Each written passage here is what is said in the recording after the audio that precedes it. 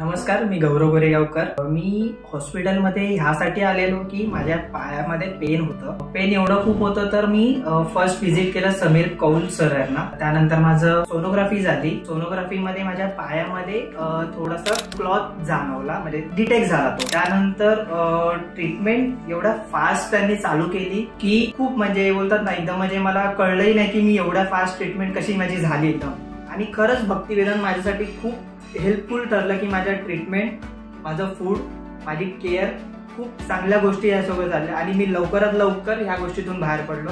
Thanks Bhaktivedanta hospital. आणि मी नक्कीच सजेस्ट करेन तुम्हाला की तुम्ही कुठल्याही छोटी असो या मोठी असो गोष्ट तुम्ही भक्तिवेदनमध्ये या। तुम्हाला भीती वाटत असेल तुम्ही डॉक्टरांशी बोला, तुम्हाला नक्की ते चांगले सजेशन देतील।